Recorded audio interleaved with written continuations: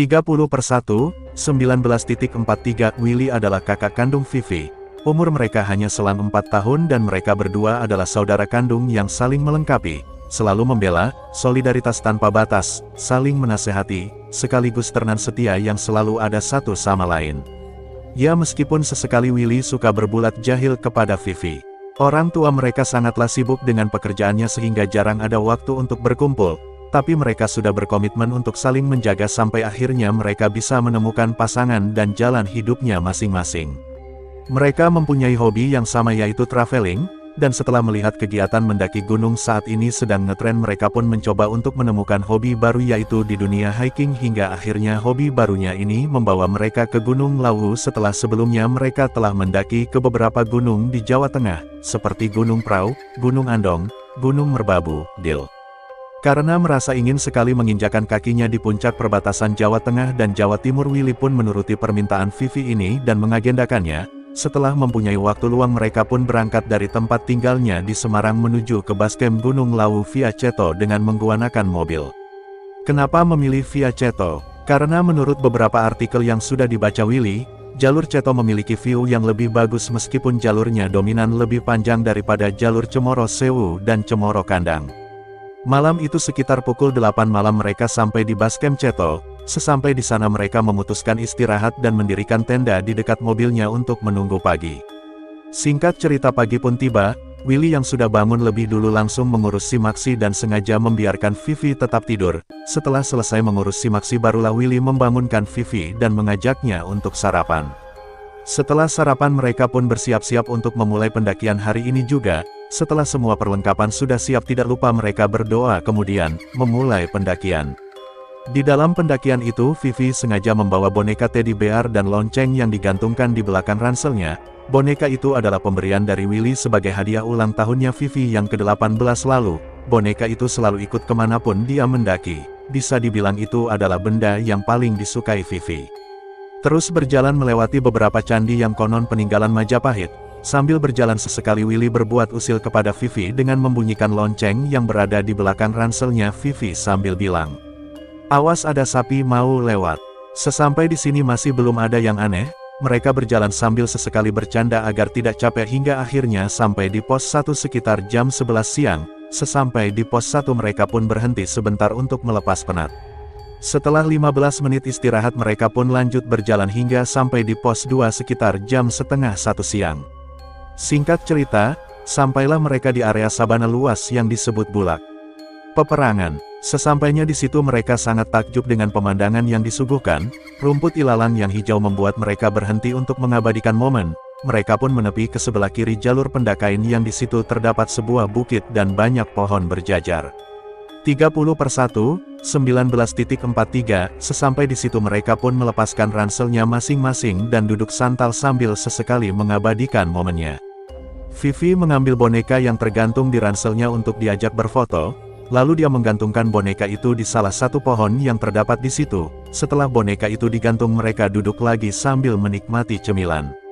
Nah, mulai dari sini satu persatu keanehan mulai mereka alami. 15 menit kemudian ketika mereka sedang asyik duduk sambil memakan cemilan tiba-tiba Willy mendengar ada suara anak kecil tertawa lirih tepat di belakangnya. Sontak Willy pun terdiam dan suara terawa itu masih saja terdengar. Di sisi lain Vivi juga terdiam dan mendengarkan hal yang sama. Lalu Willy bilang pada Vivi, "Vi, denger nggak?" Sambil memegang cemilan Vivi hanya mengangguk sambil menatap tajam ke arah Willy. Seketika itu bulu kuduk langsung berdiri. Karena merasa ada yang aneh Willy cepat-cepat mengajak Vivi untuk segera meninggalkan tempat itu. Mereka kembali menggendong ranselnya masing-masing dan tidak lupa Vivi mengambil boneka yang tadi masih tergantung di pohon untuk digantungkan kembali di ranselnya kemudian lanjut berjalan. Sambil berjalan Willy merasa deg-degan, dia merasa bahwa di tempat tadi ada makhluk halus yang sedang menggodanya. Willy meminta kepada Vivi agar sedikit mempercepat jalannya tapi jalannya Vivi malah semakin lambat. "Vi, ayo cepat dikit jalannya. Tasku kok tiba-tiba berat banget ya mas," ucap Vivi. Vivi merasakan berat di bagian ranselnya, rasanya ransel itu lebih berat 2 kali lipat dari sebelumnya. Jadi sambil berjalan Willy berusaha membopong ransel yang gendong Vivi hingga sampailah mereka di area gupakan menjangan ketika hari sudah sore. Sesampainya di gupakan menjangan, Willy merasa lega karena bisa bertemu dengan beberapa pendaki lain yang sedang ngecamp, dan anehnya ransel yang tadi terasa berat itu sudah tidak terasa berat lagi dan terasa seperti biasa. "Mas, udah lepasin tasnya, udah gak berat kok," ucap Vivi kepada Willy setelah sampai di gupakan menjangan. Willy merasa ini benar-benar aneh, lalu mereka bergegas membongkar ranselnya masing-masing dan mendirikan tendanya untuk ngecamp. Setelah tenda sudah berdiri, Willy meminta kepada Vivi untuk memasukkan semua barang-barangnya ke dalam tenda sementara dia sedang sibuk mempersiapkan alat masak untuk masak. Setelah semua barang dimasukkan, Vivi pun ikut membantu Willy memasak di depan tenda dan tidak lupa menggantungkan boneka beruang kesayangannya di tengah-tengah pintu tenda. Malam itu mereka memasak sambil bercanda. Setelah masakan sudah matang, mereka pun makan dan dilanjut dengan menikmati minuman hangat di depan tenda. Nah, ketika sedang asyik bercanda di depan tenda itu, tiba-tiba samar-samar Willy mendengar suara tangisan anak kecil dari belakang tendanya. Suara tangisan itu terdengar hanya sebentar, tapi Willy mengabaikannya dan menganggap itu hanyalah halusinasinya aja. Malam semakin larut, terlihat jam sudah menunjukkan pukul 9 malam, terlihat beberapa penghuni tenda lain sudah istirahat di dalam tendanya masing-masing. Willy pun mengajak Vivi untuk masuk tenda dan beristirahat karena besok mereka masih ada perjalanan ke puncak Hargo Dumilah. Ketika akan masuk ke dalam tenda, tanpa disengaja, sambil berjalan pandangan, Vivi melihat ke arah tenda sebelah yang penghuninya sudah tidur, dan di situ dia sempat melihat ada anak kecil berambut panjang yang mengintip ke arah tenda mereka, tepatnya di sebelah tenda pendaki lain tersebut. Melihat itu, Vivi sedikit tersentak. Sesampainya di dalam tenda, dalam hati dia berkata, "Yang aku lihat tadi apa ya? 30/1, 19.44." Karena merasa itu hanyalah perasaannya saja, Vivi pun mengabaikannya lalu bergegas ke posisi tidurnya. Sementara Willy dia masih sibuk membereskan alat masak di sebelah pintu tenda. Setelah selesai membereskan peralatannya, Willy pun masuk dan tidur di sebelah Vivi. Malam semakin larut, sekitar jam 12 malam Vivi terbangun dan mencari boneka beruangnya tapi tidak ada. Setelah dicari-cari barulah dia ingat kalau bonekanya itu masih tergantung di depan pintu tenda. Mengingat itu, Vivi pun lekas mengambilnya dan membawa boneka itu tidur bersamanya. Beberapa jam kemudian Willy pun terbangun karena merasa ada yang menggoyang-goyangkan badannya. Awalnya Willy mengira itu adalah kerjaan Vivi, tapi setelah bangun dia melihat Vivi masih dalam posisi tidurnya dan terlihat sangat nyenyak. Tanpa berpikir panjang, Willy pun kembali melanjutkan tidurnya. Selang beberapa menit kemudian dia mendengar suara yang tadi didengarnya, yaitu suara anak kecil, tapi kali ini suara anak kecil itu tidak menangis, justru sebaliknya, suara anak kecil itu terdengar tertawa cekikikan. Willy mencoba mengabaikan suara itu, tapi suara itu terus terdengar di telinga Willy.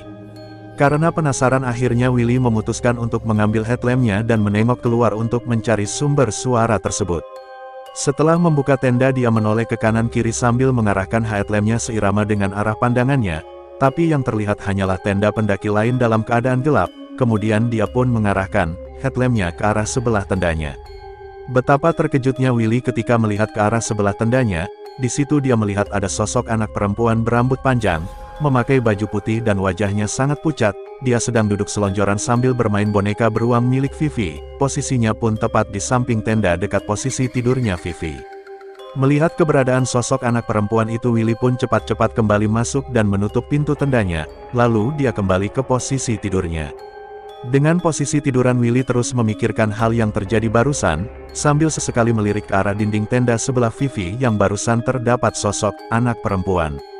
Dan setelah melihat keberadaan anak perempuan tadi, Willy sudah tidak mendengar suara cekikikan anak kecil yang tadi didengarnya itu lagi. 30 menit kemudian Willy mendengar ada suara langkah kaki pendaki lain yang baru saja sampai di tempat ngecampnya. Dia pun keluar dari tendanya untuk menyapa mereka yang baru datang dengan tujuan untuk menghilangkan rasa takutnya. Setelah keluar tenda, dia melihat sosok anak perempuan tadi sudah tidak ada di sebelah tendanya. Kemudian Willy menyapa rombongan yang berjumlah 4 orang itu dan ikut ngopi bersama mereka. Waktu sudah menunjukkan jam 3 pagi, rombongan yang baru datang itu pamit untuk istirahat. Terpaksa Willy pun harus kembali ke tendanya. Sebelum masuk ke dalam tenda, sesekali dia melirik ke arah sebelah tendanya lagi tapi tidak terdapat apa-apa di situ. Setelah masuk dia ingat kalau tadi sebelum tidur dia melihat Vivi menggantungkan bonekanya di depan pintu tenda. Tapi setelah keluar masuk, barusan dia tidak melihat bonekanya Vivi tergantung di situ. Willy tidak ingin mengingat-ingat hal itu lagi, kemudian dia berusaha melanjutkan tidurnya hingga akhirnya tertidur. Pagi pun tiba, sekitar jam setengah 6 pagi Willy terbangun. Setelah bangun dia melihat Vivi sedang membangunkannya sambil memegang boneka beruangnya. Melihat itu Willy langsung bertanya pada Vivi. "Vi, semalam bonekamu kamu taruh di mana? Perasaan semalam kamu gantung di pintu tenda," tanya Willy lagi. "Di sini aku pakai buat guling." "Kenapa?" jawab Vivi. "Iya aku lupa, semalam aku bangun terus aku ambil," jawab Vivi yang tidak tahu apa-apa.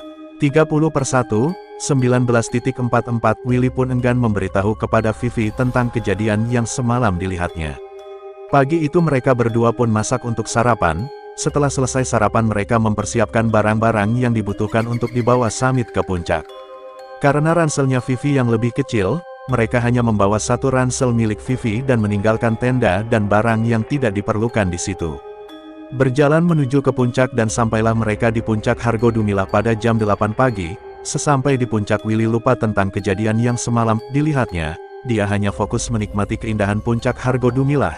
Akhirnya keinginan mereka untuk menginjakan kaki di ketinggian perbatasan Jawa Tengah dan Jawa Timur terkabulkan. Setelah kurang lebih 1 jam di puncak mereka pun turun ke Hargo Dalam untuk mengisi perut di warung yang terkenal di kalangan pendaki. Setelah selesai mengisi perut di warung mereka pun berjalan muter-muter area Hargo Dalam untuk mengabadikan momen.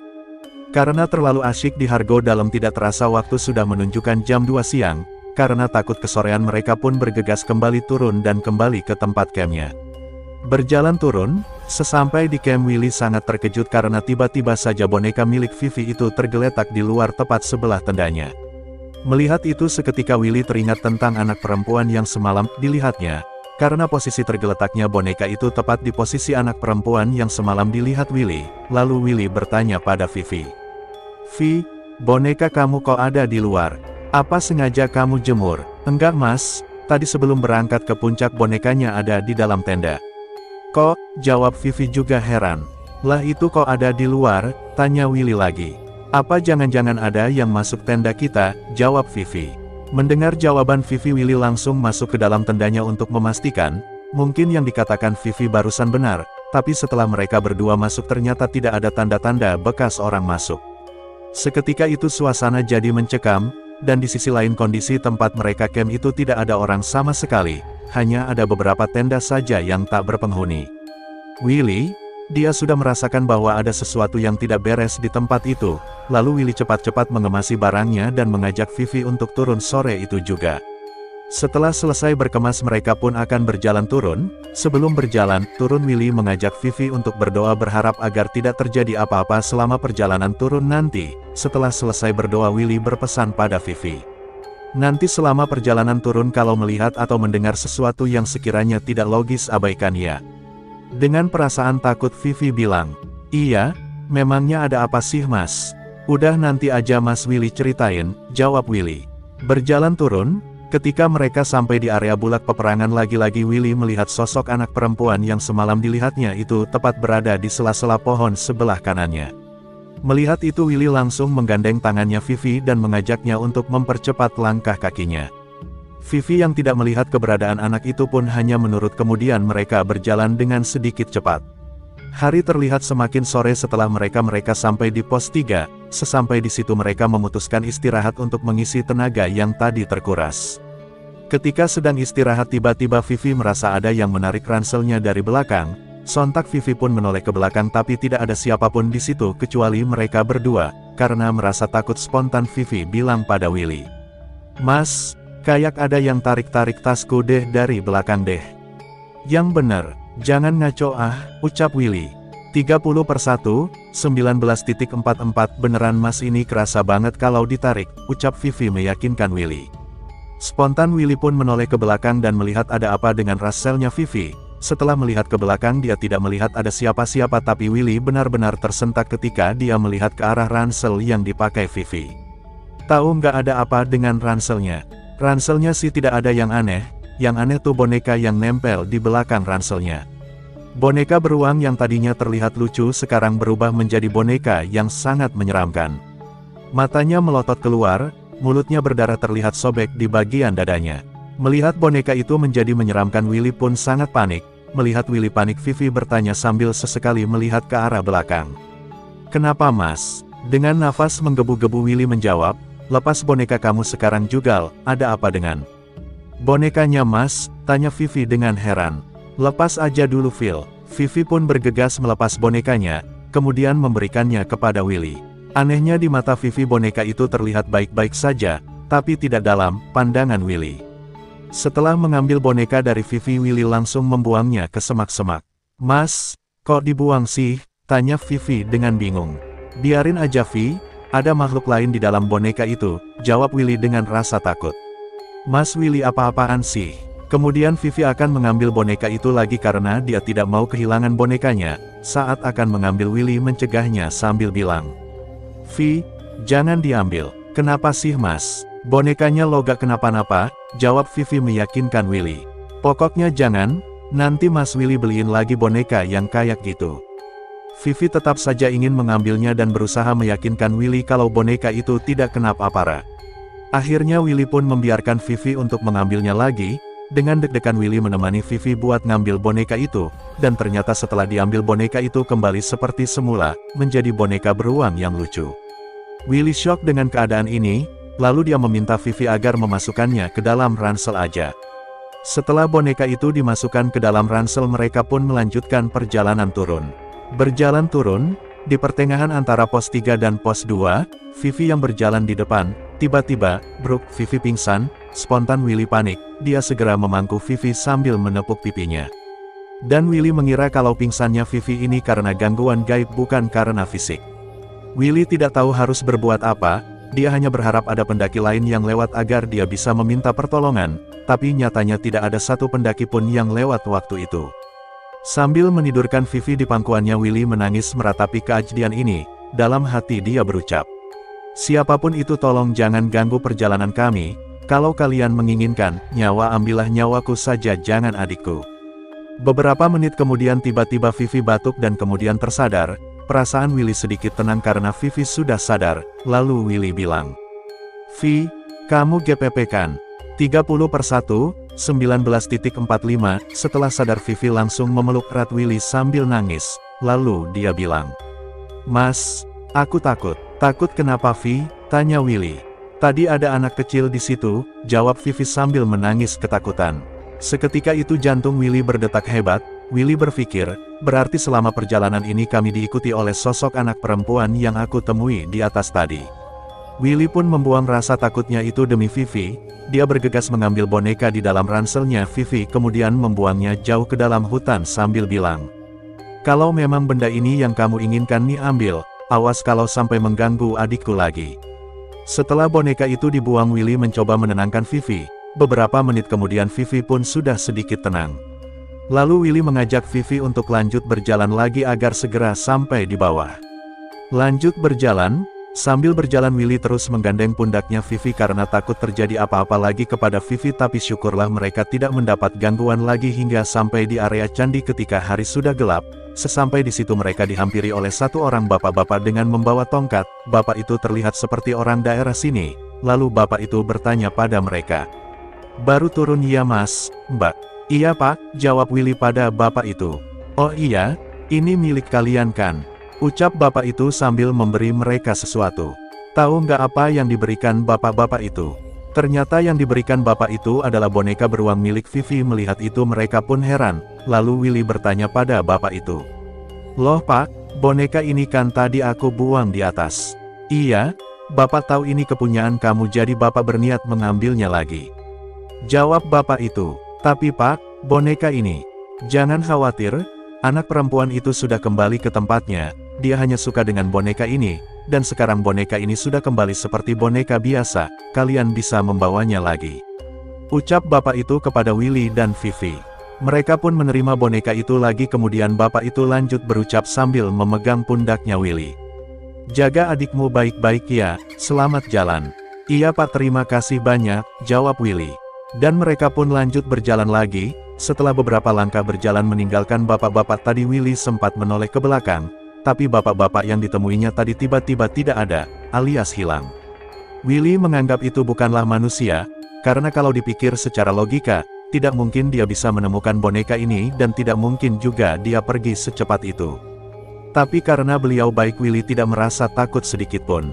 Singkat cerita, sesampai mereka di mobil malam itu mereka langsung bergegas meninggalkan base camp dan kembali ke rumah dengan selamat. Dan boneka beruang itu, sekarang mereka segel di sebuah lemari kaca untuk pajangan kamar dan kenang-kenangan, dan Willy menggantinya dengan boneka beruang yang lebih besar dengan tujuan agar tidak bisa dibawa lagi kalau pendakian selesai.